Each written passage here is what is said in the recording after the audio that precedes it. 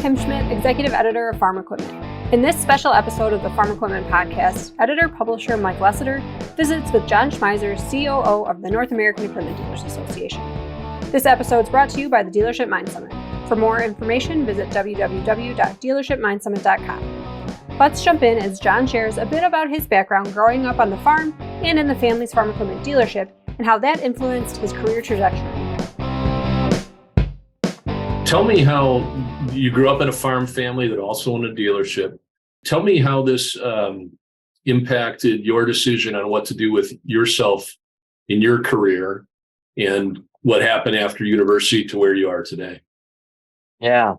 So I mentioned earlier that Dad also held elected office, and that's what the attraction that I had. So when I went to university, my major was in political science.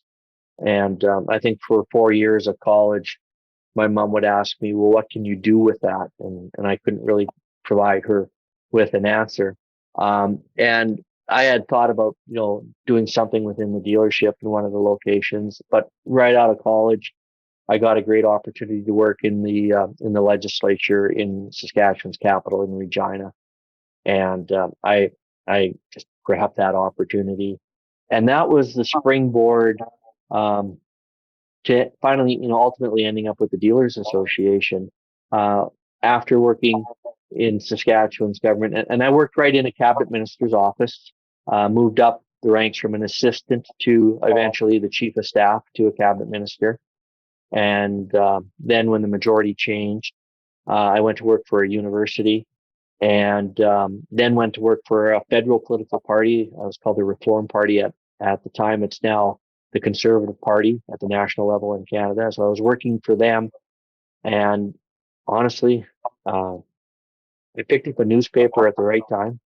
I wasn't looking for an opportunity, and I saw one in the classifieds where the Canada West Equipment Dealers Association was looking for an assistant general manager.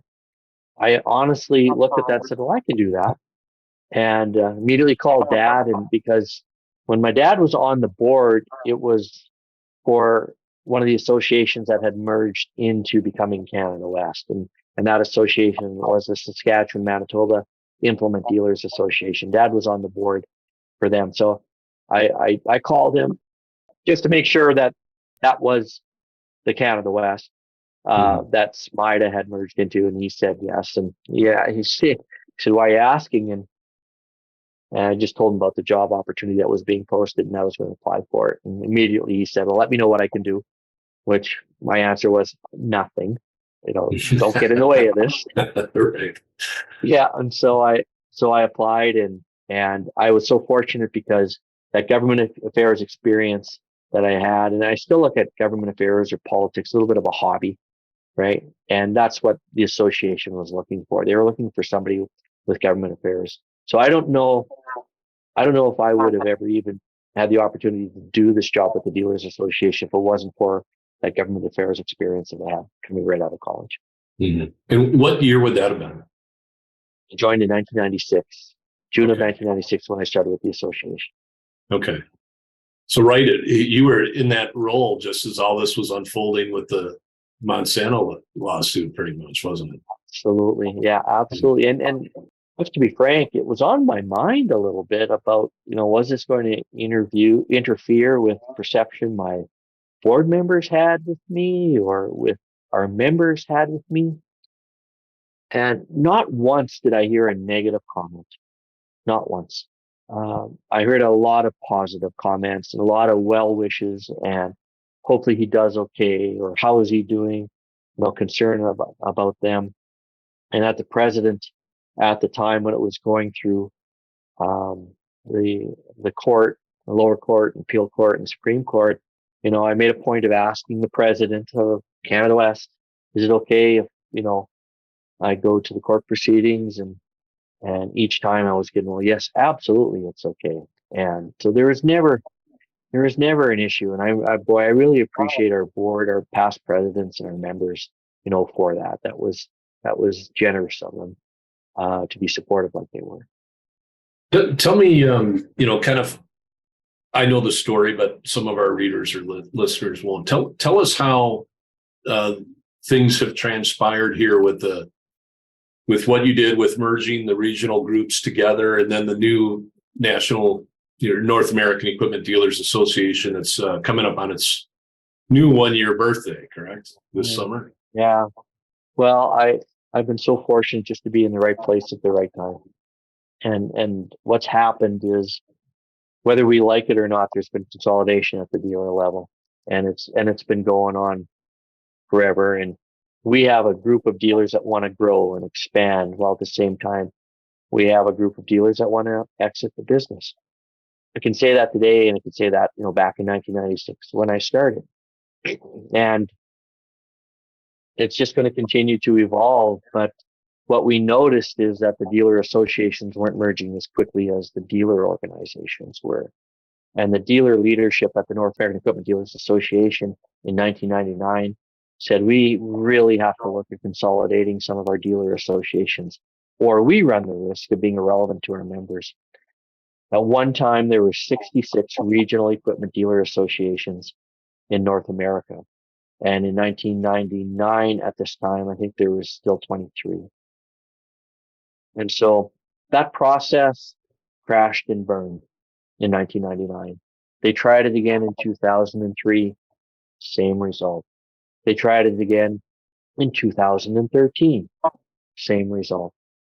And so fourth time's a charm, I guess. In 2018, the leadership of the Equipment Dealers Association at that time, led under Tom Rastosi from Stotz Equipment, said, for the past 20 years we've been talking about it, we've never could get it over the finish line. Now is the time to start a new effort. And the difference with this effort is, for the first 3 meetings, it was only dealers in the room. And these were dealers from across North America. There was no association managers there. Maybe we could be accused of interfering in the process. And after those 3 meetings is when I got brought into the first time, and they had narrowed it down to which associations that wanted to go to the next step. And the next step was a plan being put together, a merger plan being put together. And so, with great privilege and pride, I was asked by Tom Rastosi and Kevin Pulowski, 2 dealers on this committee, to put the plan together, the merger plan together. And so, with the help of my colleagues, with staff, with dealers, we presented a plan in January of 2020 that would merge 5 associations into the North American Equipment Dealers Association. One of them, Far West, decided a few months later that the time wasn't right, and they stepped away. And we had some more due diligence to work on financials, budgets for 3 years, budget forecasts with pro formas for 3 years. And then, of course, COVID hit, right? And so, because of the significance of this question, we did not want our boards to vote on this question of a merger through a Teams meeting or a conference call. We wanted this to be an in-person meeting, dedicated solely to this question because of the amount of material to go over. And so we really had to wait until COVID had kind of run its course and slowed down a little bit, and people hadn't received their vaccines. And so directors were comfortable in traveling and going to meetings and comfortable being in meeting rooms with other people. And that took us till it's September of 2021. So between September 2021, October and November of 2021, the respective associations had their in-person board meetings and all voted to proceed to a member vote. The member vote took place from January 1st to February 28th. Resounding, overwhelming support from the members for this, with an effective date of July 1st, 2022. So after the vote was completed, we went into transition mode of merging all associations together. And I think we're going to crack a bottle of champagne on July 1st because we made it through our first year.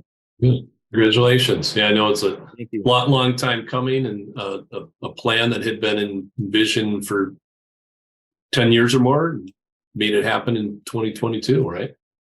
Yeah, and perhaps maybe even further consolidation down the road.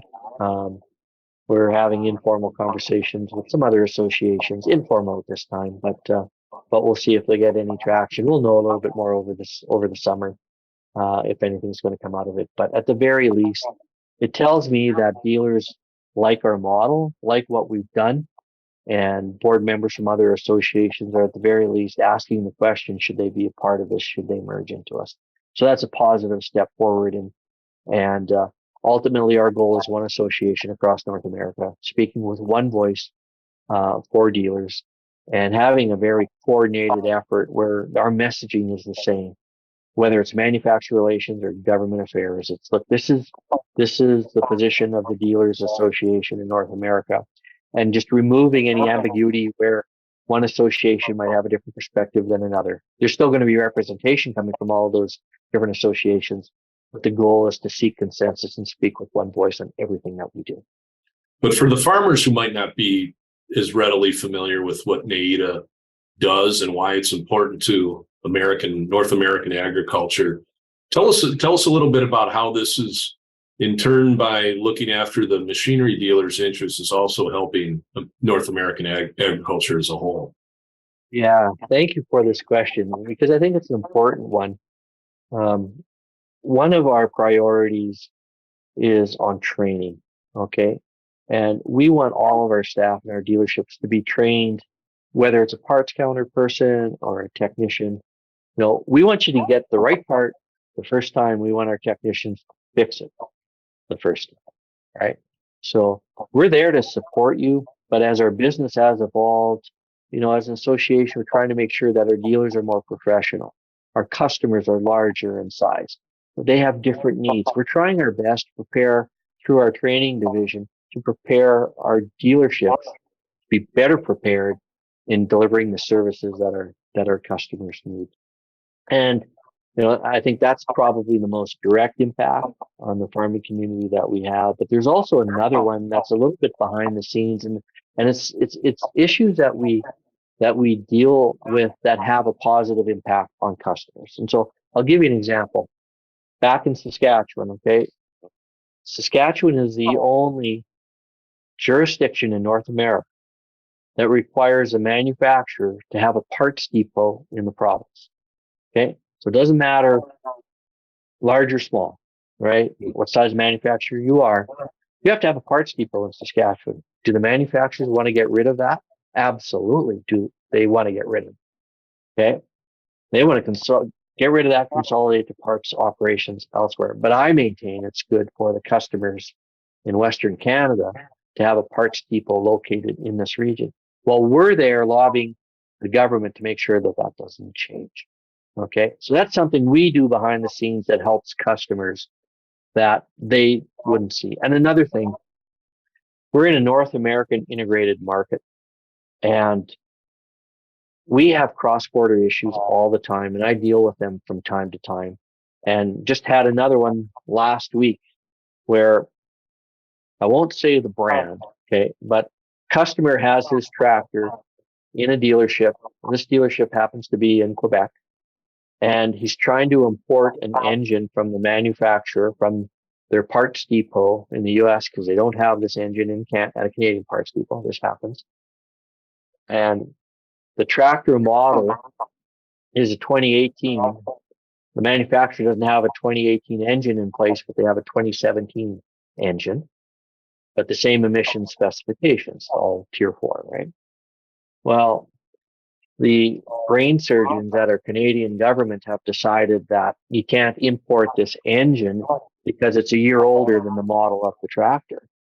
So the only other option is for the dealer to import an engine from Western Europe. That's a 2018 model year. And so the cost on that is going to be substantially. So here is an example where the customer is not happy, the dealer is not happy, the manufacturer is not happy. But what we did is use our contacts within the federal government and basically said, look at this from a common sense perspective here. This doesn't make any sense, right? Because it's the same engine, just stamped a 2017 instead of a 2018, right? And through a good argument and a little bit of arm twisting, they gave a special export permit for this engine to come from parts depot in the U.S. So we saved the customer a heck of a lot of money. We have the dealer's happy with us. The manufacturer's happy with us. So at the end result, the customer pays a lot less for his bill. The customer also gets his tractor fixed a lot quickly. So, just an example that's top of mind because I had to deal with this. But there are things that we do come across from time to time where it is the customer's best interest at heart, right?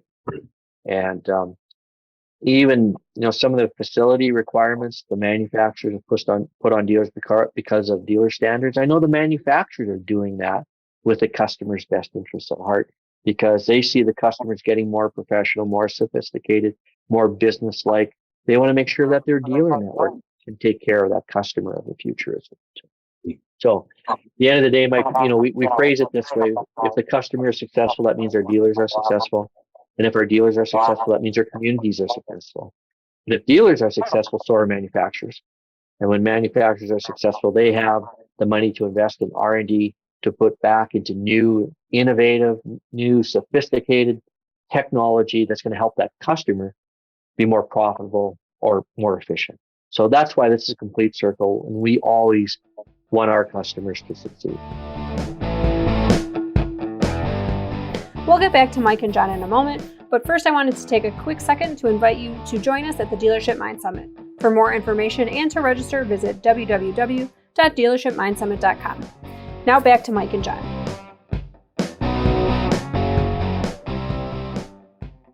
One of the things that some may not realize that I think is really interesting, something that your organization does, is the dealer manufacturer relations survey.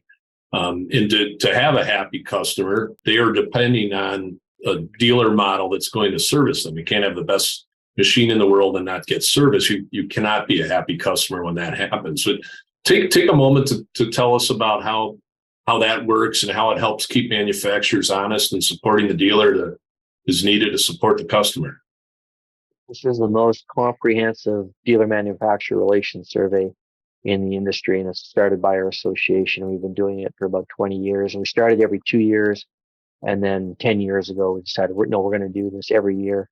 And it rates manufacturers. We ask dealers to rate their major suppliers and their major specialty manufacturers on a scale of 11 questions. On 11 questions on a scale of 1 to 7. And those 11 questions include everything from parts availability, overall satisfaction. And it's very interesting to see the buy-in that's come from the manufacturers on this. They treat that survey as the Bible almost. Manufacturers tell us over and over that they do surveys with their dealers, and their numbers are always higher for some reason. And so I think they recognize that because our survey is independent, that dealers are going to give a more honest answer.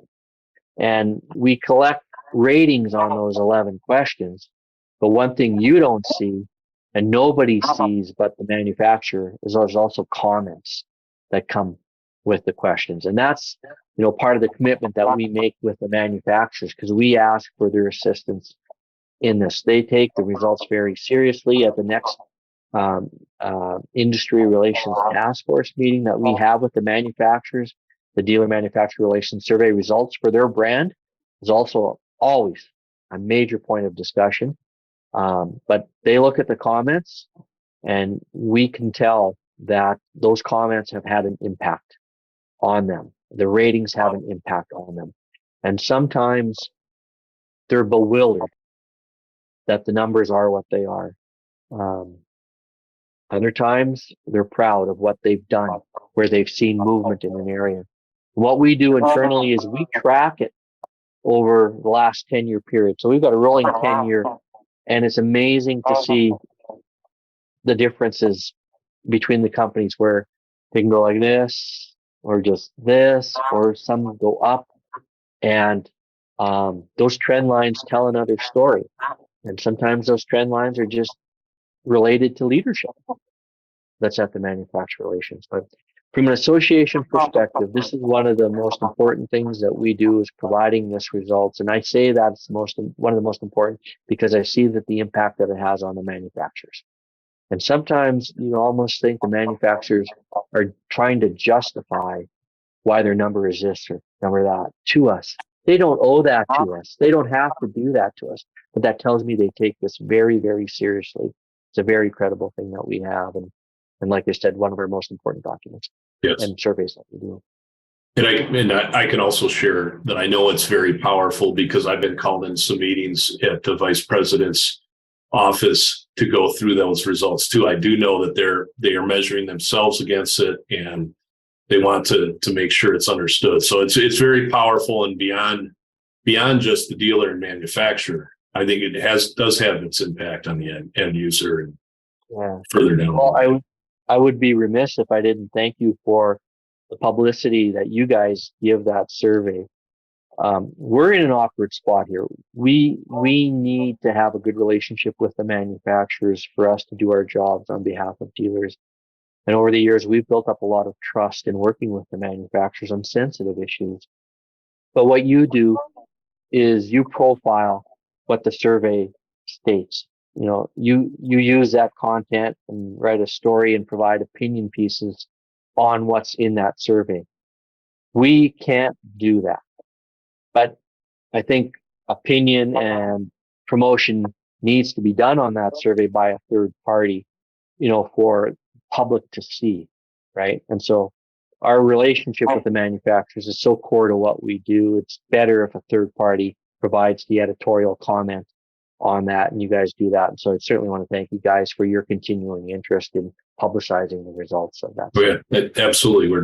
We're happy to do it, and glad that you make it available to the industry to pour through. So one thing, I've got kind of a mind scratcher here, deep thought question for you, is I was struck by the Percy Schmeiser that we've talked about, the two movies, and how he showed that a small farmer, principled farmer, can stand up and fight back rather than take it, pay fines and sign gag orders.